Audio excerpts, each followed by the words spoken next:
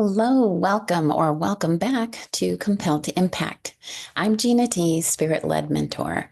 I'm here to listen to God and convey what His Spirit wants to ignite in each of us, learning and living a life of bold, unstoppable joy while we're on this earth.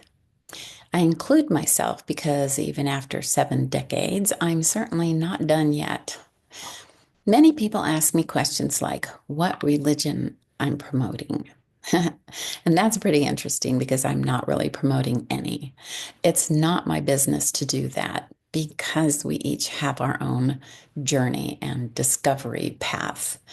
What I am promoting is the freedom of God's all encompassing love. Yes, there's actually a Bible verse that says that. Live quietly, do your work, and mind your own business. At first, I thought having a YouTube channel would be far from living quietly, but it's actually a peaceful way to live and work, for me anyway. The work I do isn't about getting up into other people's business. I only facilitate and provide tools so that other people can follow their dreams and be the best that they can be. Kobe Bryant, the basketball icon, said it best. The most important thing is to try and inspire people so that they can be great in whatever they do. If you're ready to move up a level, uncover your authentic value, and live from the pure momentum of love, then you are in the right place. I wrote a book about that. This time, I actually, no, I don't have a copy with me, but it's called Be the Masterpiece that you came here on earth to be. It's just a taste of what your life and your purpose are meant to resemble. Today, we'll look at God not being religious or part of any particular religion. He's universal. Did I just say that? He's not part of any particular religion. Yes, I did say that. And without any apologies, I will explain what I mean. God is the all encompassing power of love. This is the truth that will set you free. Now, some people might have an ambiguous or tricky relationship with the idea of God. I understand that. Believe me when I tell you that it's not because of the entity or person of God. Not at all. It's actually because of what humans have conveyed and made him into in their own agenda in a little box. God is too big to be in a little box. That causes misalignment. And I say him because I do believe that he is male energy. Other parts of the universe and earth are female energy. I've done a lot of reading, having learned some very different views on this all powerful, all present, all knowing existence that is the essence of pure love. I know not everyone will agree with that. However, it's humans who have made rules and expectations that have placed a veil over this truth and created agendas that feed their egos. That's what we do when the brain defers to the ego and the ego wants to protect us from anything harmful.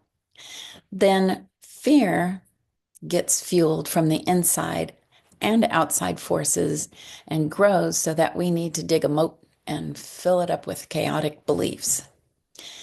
Maybe that's more blasphemy than questioning the existence or kindness of God can ever be.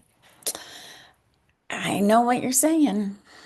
Well, I don't know what you're saying, but I know people think that I am blasphemous. And I don't believe that, but it's okay because we're all on different paths. And I'm not going to tell you you're wrong.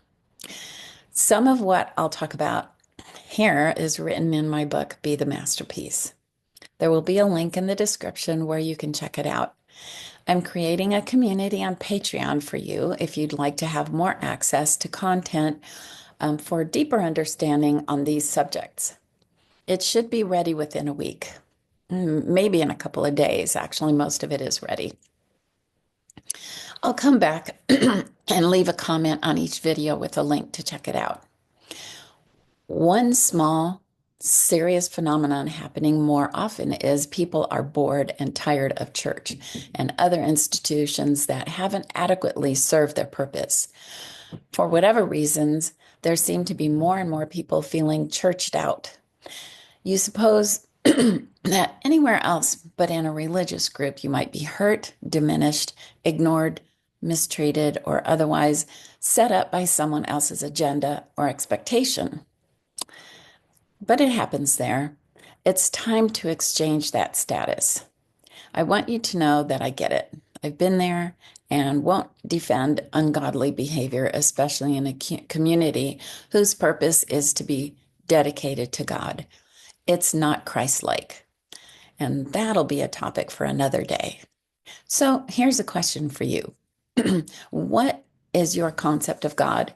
And if you believe in him, can you trust him?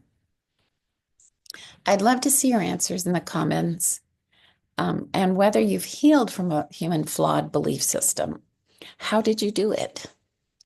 I believe a huge part of the problem is that humans value each other's labels more than who we are. It's been going on and growing for so long that it's hard to see most people even understanding the concept of knowing someone else heart to heart. It doesn't matter what label a person uses to make their point more valid than someone else's. It really doesn't matter. If they're not actually communicating to the point of understanding, or their actions don't follow their words, no one wins. There's nothing wrong with learning how to handle conflict, disagreements, or conversations while showing respect and honor for each person's different position or viewpoint. After all, each person is here to explore this journey in the best way to uncover their own true, authentic self within. Each person's journey is slightly, if not very different from another's.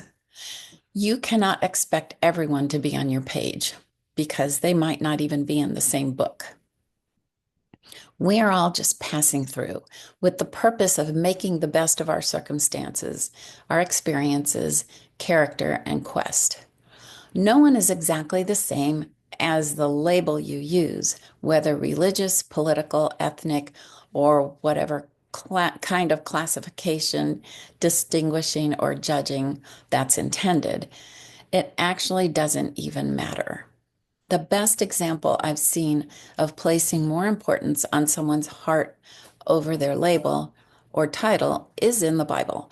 Yeah, I know what people say and how much violence is in that book, and maybe not so much coherence from one book to another, one part to another. But it's important to see from the point of view of who those people were and how they lived. Life was a different kind of violent and barbaric thousands of years ago. I believe that God meets you on the level you are on. He comes to you where you are to establish a connection and alignment which is different for everyone.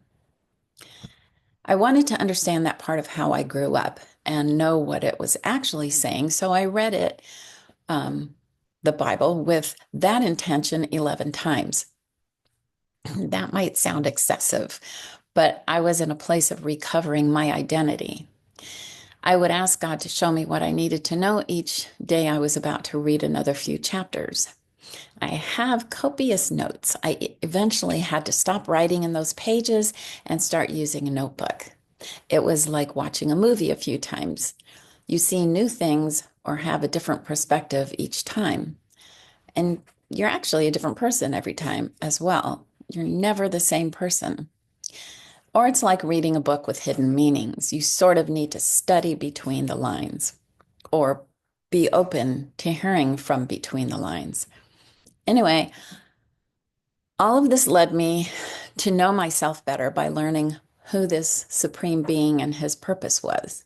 It wasn't important what my position, title, or label has been in my life. It wasn't important what little cubbyhole I was put into or what the agenda was that set me off into some not so great choices. and some good choices. God understands that with compassion because humans have done the same to him. What I saw that he really cares about is the condition of the heart. He cares about how you feel and what you think. He cares more about you following your divine purpose, your calling, your dreams, your heart, and your ability to love yourself and others more than anything else. That doesn't mean your life and experiences mean nothing. Seriously, without all you've been through, you wouldn't have all the learning, knowledge, and personality you have right now.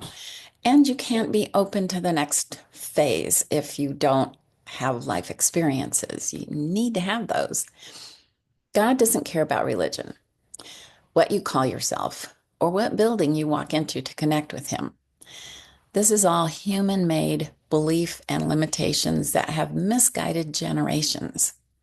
It's not what the supreme Alpha and Omega, divine masculine and feminine, all knowing, all present, all powerful, all encompassing love that God is. Well, I think that's it for today. That's a lot. Don't forget to answer this question in the comments. What is your concept of God? And if you believe in Him, can you trust Him? If you have healed from a lot of those types of wounds that have happened in belief communities, how did you do it? So check out the show notes where you'll find my books at bethemasterpiece.net and the new Patreon community that is coming sometime between now and a week from now and other offerings. I appreciate you so much for listening all the way through.